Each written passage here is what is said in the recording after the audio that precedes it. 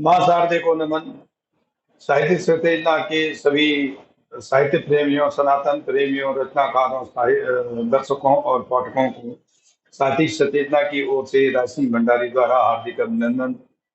जैसे दोस्तों, मैं बार बार आप लोगों को विदित करवा रहा हूँ कि साहित्य सचेतना ऐसा पटल है जहाँ पे सनातन धर्म के प्रचार प्रसार हेतु रचनाकार अपनी नई नई विषयों पर प्रस्तुति देते हैं, जिससे कि पाठकों और सनातन प्रेमियों का ज्ञान वर्धन हो सके और सनातन धर्म का प्रचार प्रसार चारों ओर से हो सके। तो आप वीडियो को अंत तक जरूर देखना और अपनी टिप्पणी साझा अवश्य करना।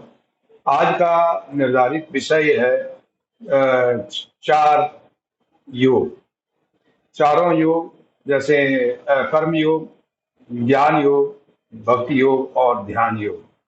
तो ये चारों योग जो है श्रीमद् भगवत पावनी भगवत श्रीमद् भगवत गीता के अध्यायों से लिए गए हैं, जहाँ पे भगवान श्री कृष्ण अर्जुन को विषाद से मुक्त करने के लिए इन चार योगों के बारे में उपदेश देते हैं। तो ये जो विधा है वो कविता के रूप में है। कृपया थोड़ा सा आनंद लीजिए और अपना ज्ञान वर्धन कीजिए। कर्म पर आसक्ति कर, कर्म पर आसक्ति कर, यही है कर्तव्य पथ तेरा। फल पर वैराग्य रख, यह सोचना है काम मेरा। जब कर्म करेगा तू नर, वही कर्म योग होगा तेरा। कर्म तो करना ही पड़ेगा, जो भाग्य बनाएगा तेरा। ये आपके कर्म योग पे है। तो दूसरा है तन से कर्म करेगा यदि, तन से कर्म करेगा यदि, मन में ज्ञान अवश्य मिलेगा। वही ज्ञान तुझे ये अर्जुन तेरा जीवन उद्धार करेगा। तन से कर्म करेगा यदि, मन में ज्ञान अवश्य मिलेगा। वही ज्ञान ये अर्जुन तेरा जीवन उद्धार करेगा। मानव जन्म हुआ तेरा, मन भी तेरा विकास करेगा। इसी मन के अंदर सुन ज्ञान योग का ध्यान करेगा। तीसरा है मन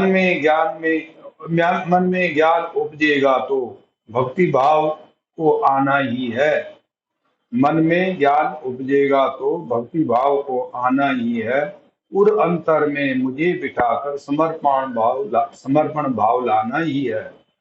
प्रेम ईश्वर से करना है, श्रद्धा भाव को जगाना है। भक्ति योग से तप करेगा, इसी से मुझको पाना है। ये कर्म योग हुआ, ये ज्ञान योग हुआ और भक्ति योग हुआ। चौथा है ध्यान योग। आत्मा से शुद्ध होकर ध्यान मुझ में लगाना होगा। विषयों से विरक्ति कर कर्म फल भी त्यागना होगा। जगत एक मिथ्या है, ये आत्मा को समझाना होगा। पूर्ण रूप से समर्पित होकर ध्यान योग जगाना होगा। क्या कह रहे हैं ध्यान योग में? आत्मा से शुद्ध होकर ध्यान मुझ में लगाना होगा। विषयों से विरक्ति कर कर्म फल भी त्यागना होगा। जगत एक मिथ्या है, ये आत्मा को समझाना होगा। पूर्ण रूप से समर्पित होकर ध्यान योग जगाना होगा। ये चार आपके योग आ गए।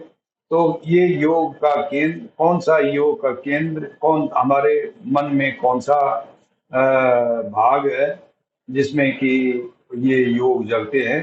तो ये आप समझ लें कि कर्म करेगा तू तो पार्थ तू कर्म योगी कहलाएगा। निज मन को बस में करके तो फिर ज्ञान योग पाएगा। हृदय में मुझे बिठाकर तू फिर भक्ति योग आएगा। आत्मा से मुझे ध्यान कर, ध्यान योग से मोक्ष पाएगा।